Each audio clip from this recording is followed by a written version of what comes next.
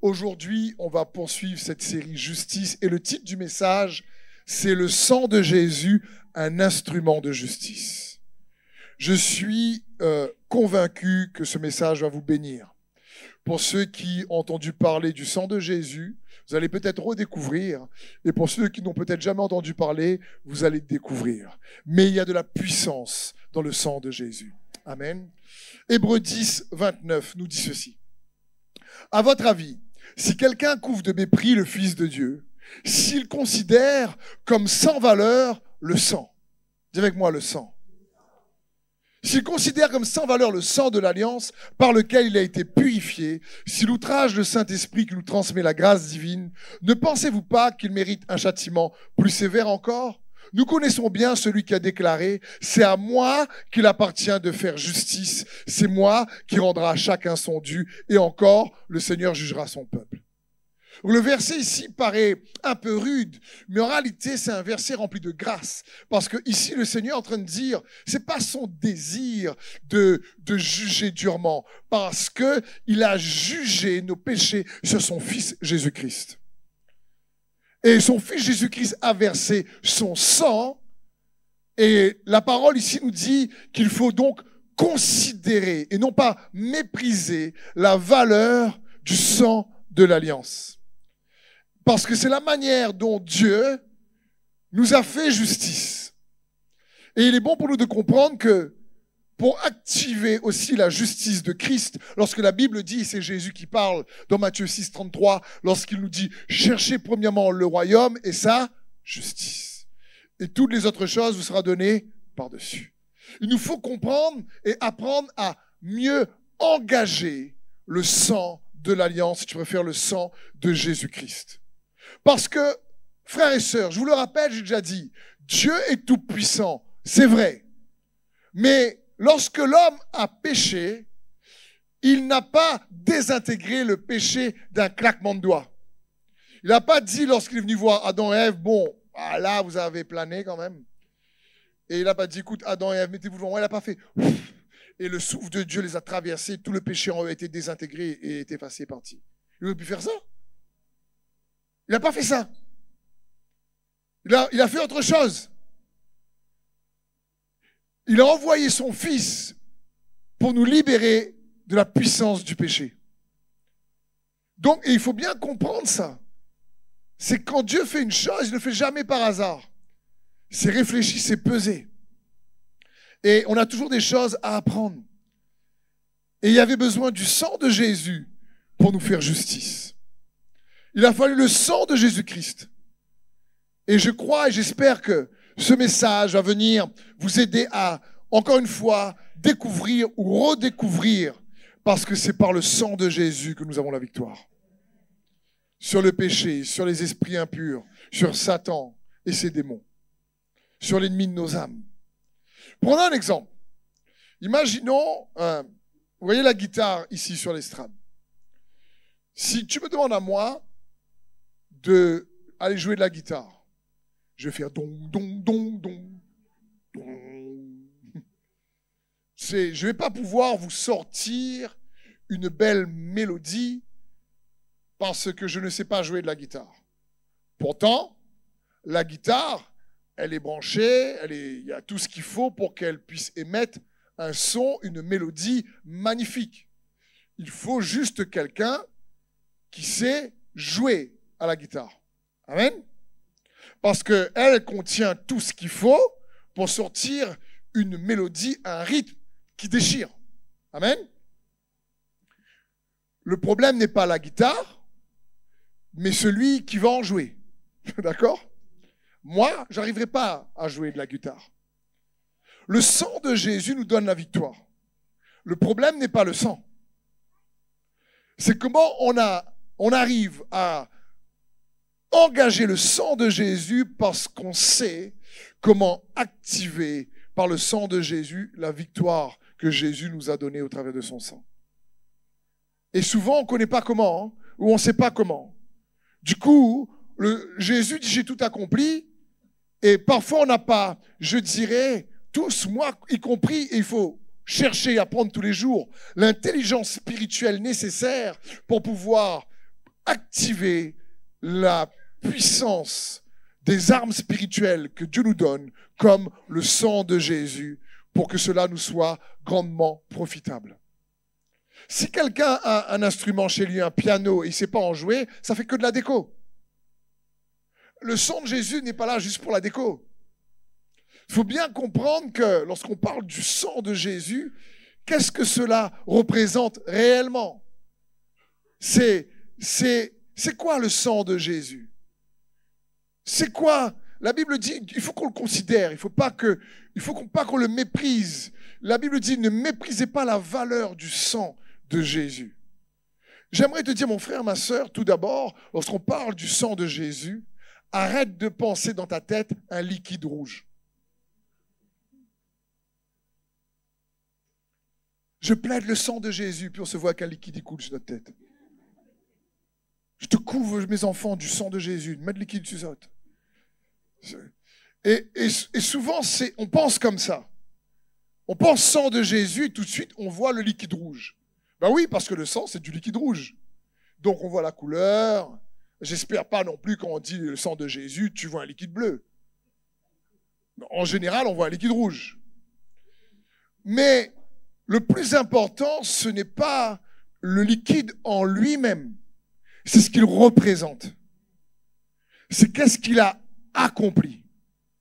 C'est de bien comprendre qu'est-ce que le sang de Jésus représente pour toi et moi. C'est la révélation derrière ce liquide, ce sang que Jésus a versé pour nous sauver, qui est important. Et son sang représente plusieurs choses qui nous donnent la victoire. Mais j'aimerais la résumer avec ce verset dans 2 Corinthiens 5, 21 qui dit « En effet, celui qui n'a pas connu le péché, il l'a fait devenir péché pour nous, afin qu'en lui, nous devenions justice de Dieu. » Lorsqu'on parle du sang de Jésus, en réalité, mon frère et ma sœur, pense à la justice qui nous a été accordée. Le verset qu'on a lu tout à l'heure, on l'a lu, la Bible dit, il faut considérer le sang, la valeur du sang de Jésus, parce que l'Éternel dit, c'est moi qui fais justice. Il est en train de dire, j'ai fait justice en envoyant ce que j'avais de plus cher, en envoyant mon Fils bien-aimé, Jésus le Christ, mourir pour quiconque croit, afin qu'il ne périsse pas, mais qu'il puisse avoir la vie éternelle. Et donc, c'est surtout ce que le sang de Jésus représente. Essayons d'illustrer cela par un passage dans les Écritures à l'époque du roi David, dans 2 Samuel 3, 23, à partir du verset 15. La Bible dit, David eut un désir, et il dit, qui me fera boire de l'eau de la citerne qui est à la porte de Bethléem? Alors les 3 vaillants hommes de David passèrent au travers du camp des Philistins et puisèrent de l'eau de la citerne qui est à la porte de Bethléem. Ils l'apportèrent et la présentèrent à David. Mais il ne voulut pas la boire. Il la répandit devant l'Éternel et il dit, loin de moi, ô Éternel, la pensée de faire cela. Boirai-je le sang de ces hommes qui sont allés au péril de leur vie? Il ne voulut pas la boire. Voilà ce que firent ces 3 vaillants hommes. Très intéressant ici. Ils sont partis chercher du sang ou de l'eau? De l'eau. Mais David dit, quand il ramène cette eau, ils ont dû traverser un camp de Philistins, il émet un soupir, il émet un désir. Il dit, franchement, j'aimerais bien boire de l'eau de la citerne de Bethléem. Et tu as 3 de ces soldats qui disent, bon, on y va. Il dit, les gars, il y a les camps de Philistins, juste pour boire un peu d'eau quand même. Bah, écoute, achète une bouteille d'eau, quoi. Et les gars disent, non, David, on va y aller. Et ils vont chercher de l'eau, ils traversent un camp ennemi au péril de leur vie et lui ramènent de l'eau. Et David ne se trouve pas digne de boire cette eau qu'ils ont récupérée au péril de leur vie. Et quand il regarde cette eau, ce qui est important pour lui, c'est ce que cette eau représente. Elle représente la vie que ces hommes ont risquée pour la lui apporter. Et du coup, il dit, je ne boirai pas le sang de ces hommes. Alors que ce n'est pas du sang, c'est de l'eau. Mais David avait percuté sur le fait que cette eau représentait le courage de ces hommes qui ont risqué leur vie pour lui apporter cette eau. Et David dit non, vu le prix que vous avez payé pour que je puisse boire cette eau, c'est pas moi qui dois la boire, je vais l'offrir à l'Éternel. Il y a lui seul qui est digne d'un tel sacrifice. Amen. Et c'est important pour nous de comprendre. Le sang, c'est pareil. Le sang de Jésus, c'est qu'est-ce qu'il représente. Quand tu dis par le sang de Jésus-Christ, c'est pas juste par le liquide rouge. C'est qu'est-ce qu'il représente. Il représente, mon frère et ma sœur, le don de justice qui t'a été accordé à toi et moi. Le sang est un instrument de justice. Quand tu penses sang de Jésus, au lieu de voir juste le liquide rouge, et c'est aussi vrai le liquide rouge, vois surtout la justice que Dieu t'accorde. Romains 3, 25. C'est lui que Dieu a destiné à être, par son sang, une victime expiatoire pour ceux qui croiraient. Il démontre ainsi sa justice. C'est lui qui, par son sang, est devenu une victime expiatoire. Comment? Par son sang. Qu'est-ce que son sang a révélé, a démontré? Sa justice. Donc quand tu dis par le sang de Jésus, tu es en train de dire par la justice qui m'a été accordée. Et parfois on ne fait pas le lien parce qu'on ne fait pas le rapprochement. On n'arrive pas à réaliser que le sang de Jésus représente ainsi la justice que le Seigneur nous a manifestée en Christ Jésus. Et là, le verset est clair. Romains 5, 9 nous dit ceci. Puisque maintenant, nous sommes considérés comme justes grâce à son sang. Nous sommes considérés comme justes grâce à son sang.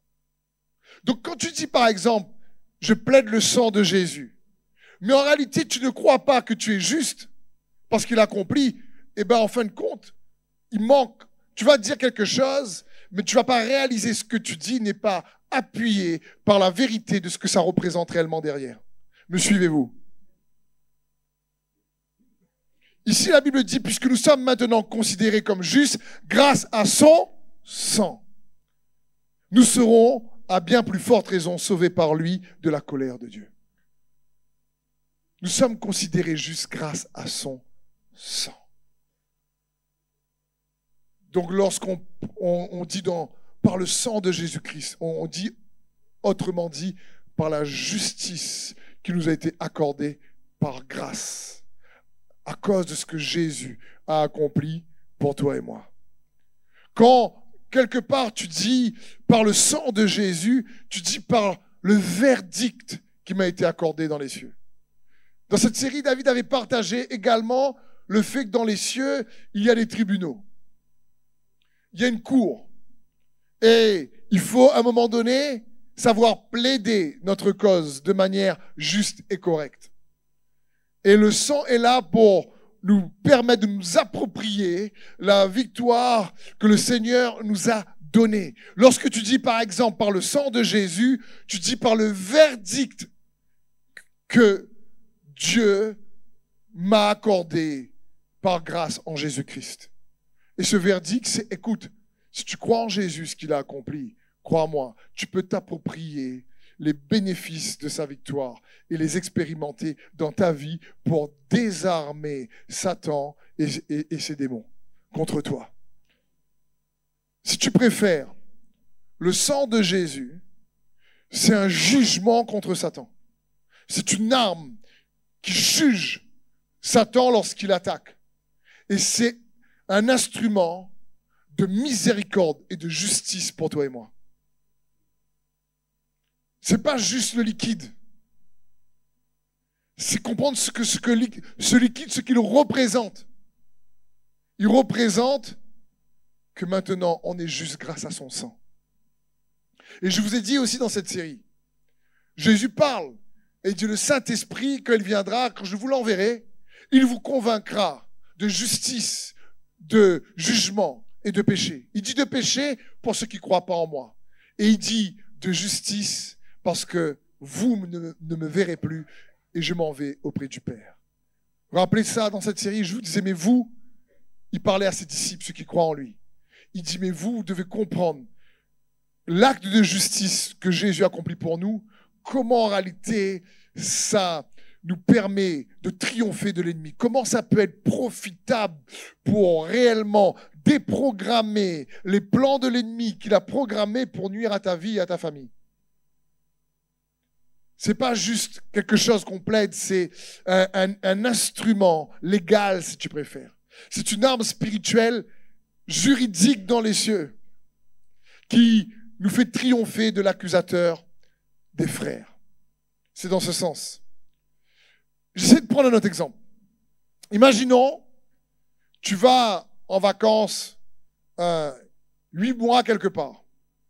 Tu fermes ta case. Et il y a des voleurs qui passent tout le temps, on voit la case là tout le temps fermée. Et au bout de 8 mois, ils se disent, ben, personne, la case est vide, on va aller voler ce qu'il y a dedans. Et c'est le jour que tu arrives dedans. Et quand tu arrives, les voleurs entendent. En général, ils disent, bon, en fin de compte, les propriétaires arrivent. En général, ils vont fuir, oui ou non? Ils vont fuir. En tout cas, à La Réunion. Dans d'autres pays, ils peuvent faire plus. Mais ils vont partir. Ils se disent, si les propriétaires arrivent, écoute, on va essayer de prendre ce qu'on peut et on y va. Mais imaginons, tu es parti 8 mois. Les voleurs, ils regardent, la case est toujours vide. Et puis tu en as un qui se dit, bon, je vais faire comme si cette case-là, t'as moi. J'ai un camarade, je vais le faire passer pour un notaire.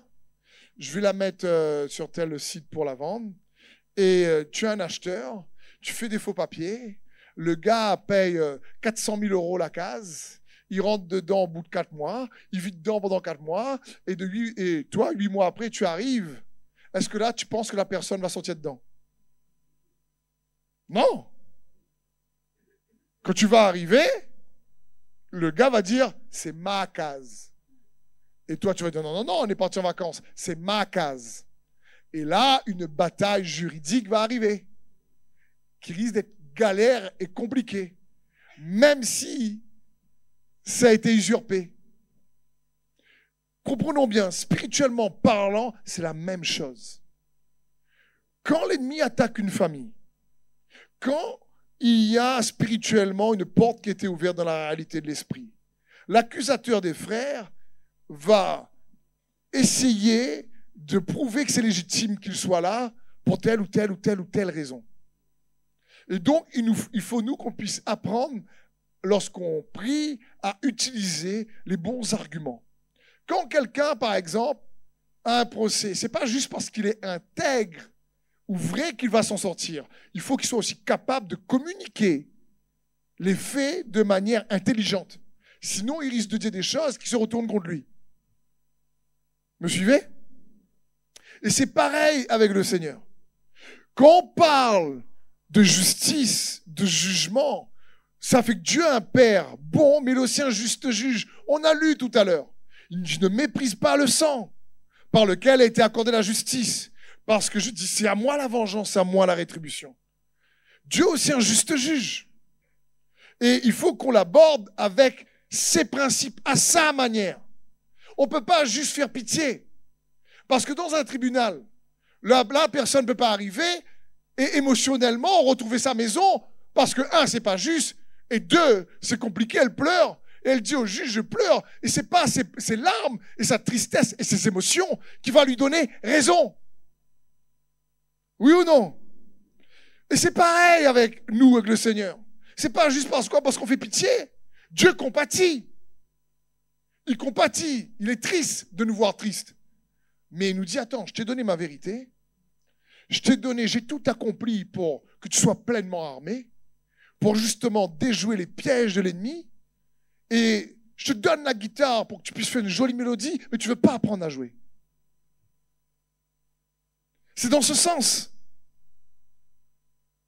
Et nous devons réaliser ça. Parce que Satan, lui, il ne va pas enlever ses mains comme ça. Pharaon ne laisse pas partir Israël facilement. Il ne va pas dire, tu ne peux pas dire, mais franchement, j'en ai marre d'être oppressé, je suis fatigué, tu ne comprends pas ou quoi, lâche-moi. Ça ne va pas marcher. Tu peux essayer de faire le pitié devant lui, je vais t'écraser. Donc, il faut que je réalise qu'il faut engager autre chose.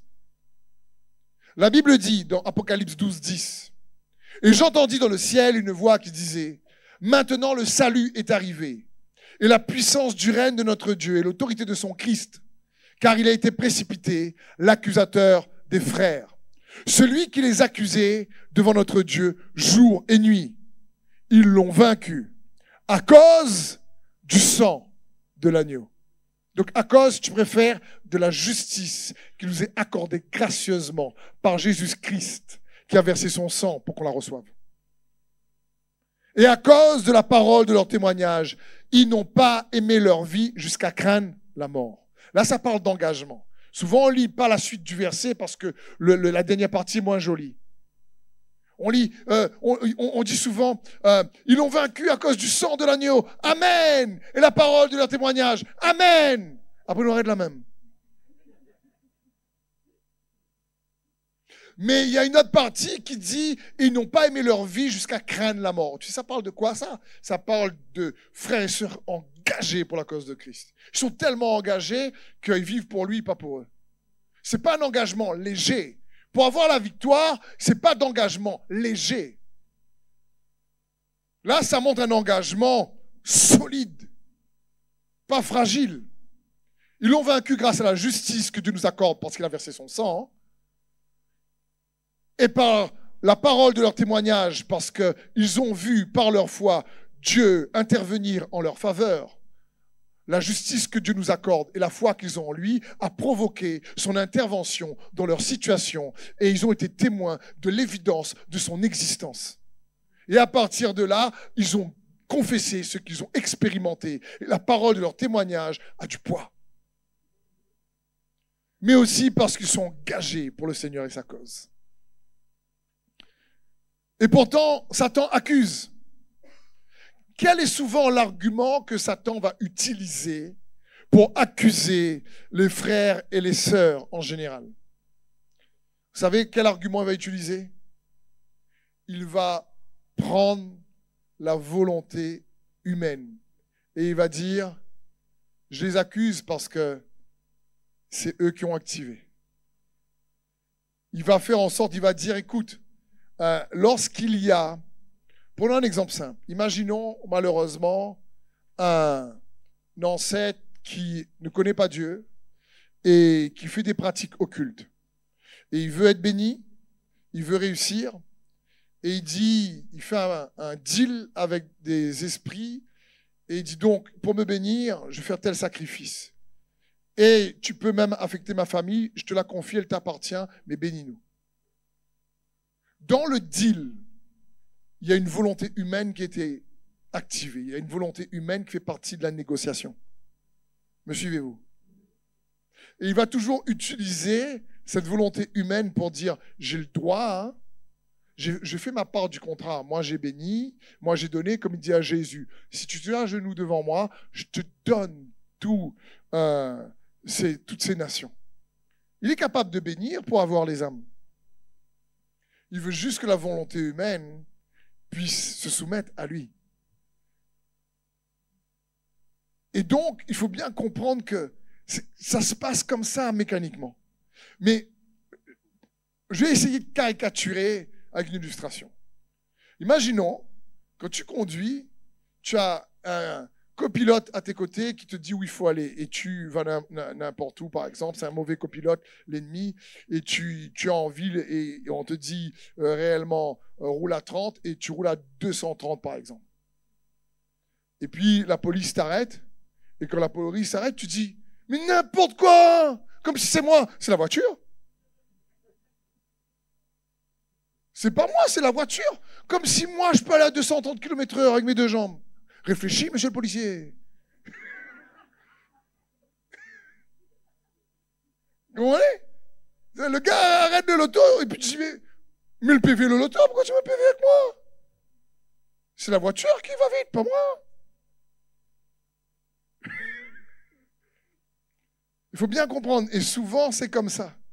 Notre corps est un instrument, mais piloté par notre pensée, qui peut être influencé par Satan ou Dieu, ou la chair. Et lui, du moment qu'il y a une volonté humaine qui intègre le deal, il est capable de dire, ah non, j'ai le droit. Regarde, il a collaboré avec moi. Je lui ai dit de faire ça, il a fait. C'est pas moi. C'est lui, Satan, il dit ça. Quand il sort, il dit c'est le loto. Et donc, comprends bien. Lorsqu'il va utiliser la volonté humaine pour accuser les frères. Et la Bible dit qu'ils l'ont vaincu par le sang de l'agneau. Je vais vous prendre un autre exemple biblique. Vendredi soir, on a eu une magnifique soirée et souvent, on deal, comme vous le savez, avec cette oppression que certains peuvent vivre qui n'est pas de leur bon vouloir, mais il y a des choses qui se passent dans la réalité spirituelle que si on ne vient pas annuler par la puissance du nom de Jésus et par la puissance du sang de Jésus, malheureusement, ça peut rester. Un membre de cette famille, comme je vous disais, l'ancêtre a fait n'importe quoi, peut être gentil. Il peut bien travailler à l'école. Il peut essayer de faire tout bien et sa vie être pourrie. Parce qu'il n'a pas compris qu'il faut, à un moment donné, dealer avec quelque chose, soit qu'il n'est pas au courant, ou ça, il n'a pas su utiliser la guitare qui est le sang de Jésus. Dans 2 Samuel 21:1, la Bible dit, pendant le règne de David, une famine sévit pendant 3 années. David en demanda avec instance la raison à l'Éternel. L'Éternel lui répondit, cela arrive parce que Saül et sa famille sanguinaire ont fait périr les Gabaonites. Très intéressant cette histoire. Déjà, il y a une famine, elle dure 3 ans. Au bout d'un moment donné, David dit, il y a quelque chose qui ne va pas là. Je fais ce qu'il faut, j'adore Dieu, je jeûne, je prie. Tout le temps, je ramasse des trucs d'un panier percé, le ciel ne s'ouvre pas, c'est compliqué, je ne comprends pas ce qui ne va pas. Donc, qu'est-ce qu'il fait? Première chose, il cherche avec insistance. Il persévère pour essayer de comprendre qu'est-ce qui fait que la réalité naturelle n'est pas fructueuse. Et Dieu lui donne la réponse. Dieu lui dit, c'est à cause de Saül et sa famille sanguinaire, parce qu'ils ont fait périr les Gabaonites. Donc la question, c'est, qui sont les Gabaonites? C'est un peuple qui vivait dans la terre promise. Rappelons donc le contexte. Dans Exode 23, par exemple, au verset 30, on ne va pas le lire, je vais vous le dire, mais vous pouvez juste noter Exode 23, 30. Dieu dit à Moïse, écoute, je vais t'envoyer dans la terre promise avec le peuple d'Israël et tu réellement élimines toutes les nations qui y sont. C'est l'Ancien Testament, n'oubliez pas. Et il dit, tu prends possession du pays, mais tu élimines tout le monde. Il dit ça à Moïse. Moïse n'est pas rentré dans la terre promise. Il l'a vu, mais c'est Josué qui l'a remplacé, qui est rentré dans la terre promise. Josué va dans la terre promise pour prendre possession de cette promesse. Et dans Josué 9, on voit qu'il y a un peuple étranger qui vient à leur rencontre, qui fait comme s'ils font pitié, comme s'ils sortent de loin, ils ont des pains avariés. Et c'est en fin de compte les Gabaonites qui ont rusé parce qu'ils savaient qu'Israël était trop fort et allait les terrasser, et pour pas qu'Israël les tue et qu'ils meurent, ils ont menti à Josué pour se faire passer pour un peuple étranger. Et que Josué fasse un pacte d'alliance avec eux pour les protéger. Josué, son erreur, c'est qu'il n'a pas demandé à Dieu qui ils étaient, il pensait vraiment qu'ils venaient de très loin, pour apprendre quelques jours après que c'était les voisins, qu'il devait éliminer. Mais il avait donné sa parole qu'il les protégerait. Ça, c'est les Gabaonites. 370 ans après, le roi Saül arrive. Qu'est-ce qu'il fait? il tue beaucoup de Gabaonites. À peu près 30-40 ans après, David au pouvoir, et il y a une famine. Il fait tout ce qu'il faut, et ça ne marche pas. Et il ne comprend pas. Il cherche Dieu, et Dieu lui donne la réponse. Il dit, c'est la faute à Saül. Et quand David a la réponse, quand vous lisez la suite de l'histoire dans 2 Samuel donc 21, on est dans l'Ancien Testament, heureusement le Nouveau c'est pas comme ça, David dit, écoute, pour régler cette histoire, je vais vous donner 7 membres de la famille de Saül et vous les ferez périr. Et donc, il donne aux Gabaonites 7 descendants de Saül, les Gabaonites les tuent et la famine s'arrête. Mais comprenons bien, je vais faire un récapitulatif. Moïse reçoit une direction. Josué se fait berner. Dieu dit à Moïse, on élimine tout le monde. Josué dit non, on les garde. Dieu garde la parole de Josué.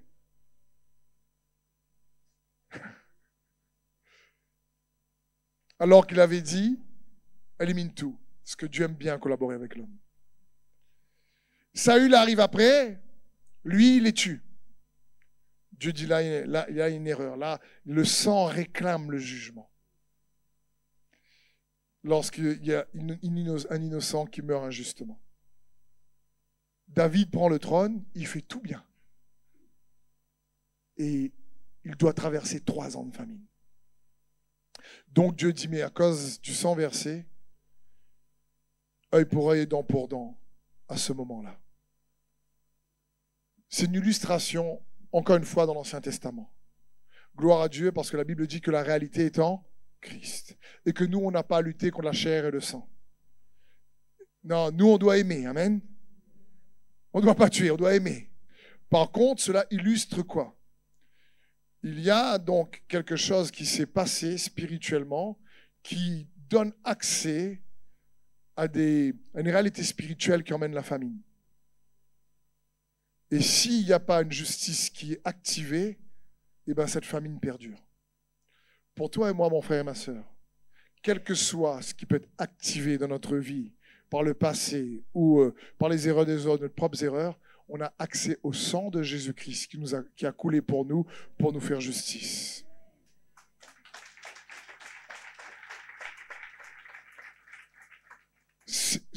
La Bible dit, tous sont péchés et sont privés de la gloire de Dieu.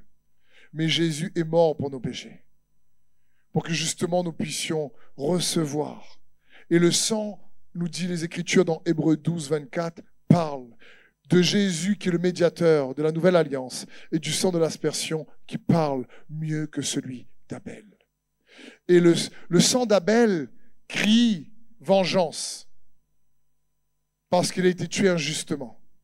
Le sang de Jésus crie miséricorde, pardon, liberté, délivrance. Lorsque Jésus est arrivé sur l'autel et qu'un innocent a été tué pour des coupables, et on demande à cet innocent, écoute, quel jugement tu veux que j'applique? Il dit que tous les coupables qui croient en moi soient innocentés. Parce que j'ai payé pour eux.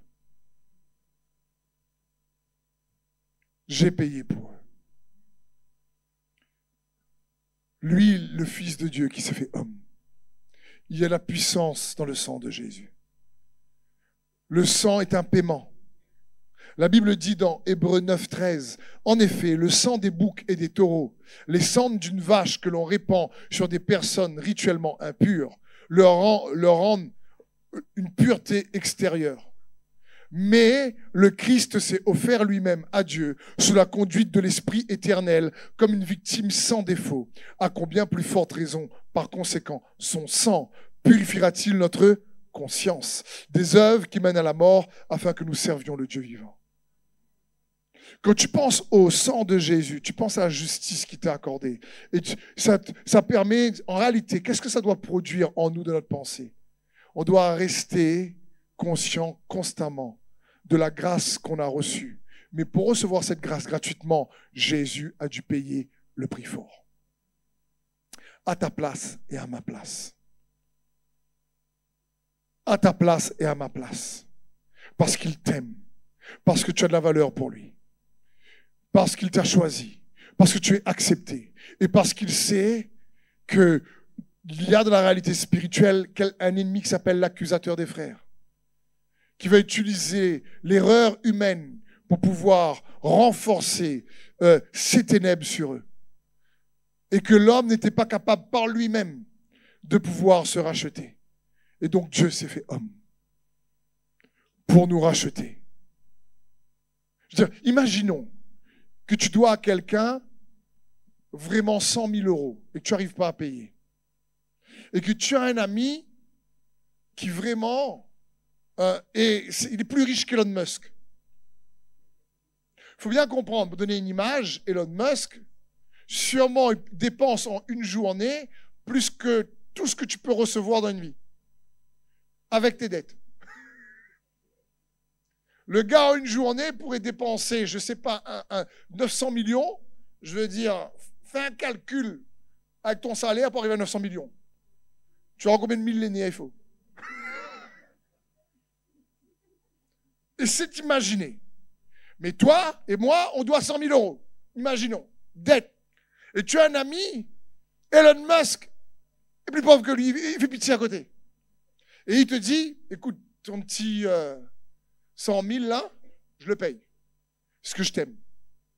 Et il paye pas 100 000, il paye 100 millions. Quand tu revois celui que tu devais, est-ce que tu le dois encore? Non. Oui ou non? Non. C'est pas toi qui as payé, mais c'est ton ami. Mais il a été payé quand même. Et comprenons bien, je le répète, je l'ai déjà dit, Jésus n'a pas payé à Satan. C'est une erreur. Si vous entendez ça, c'est faux. Dieu lui-même a dit le salaire du péché, c'est la mort. C'est pas Satan qui a dit ça. Donc Satan, qu'est-ce qu'il a voulu? C'est faire pécher pour que l'homme puisse subir la mort et mourir. Et Dieu s'est fait homme pour mourir lui-même, afin de pouvoir ressusciter. Et comme lui, il n'a pas péché, eh ben, il est venu offrir une alternative par le moyen de la foi pour ceux qui croient en lui ne meurent plus. Dieu a tant aimé le monde qu'il a donné son Fils afin que quiconque croit en lui ne périsse point, mais qu'il puisse recevoir la vie éternelle. Donc quand Jésus a payé la dette, la Bible dit que son sang purifie notre conscience.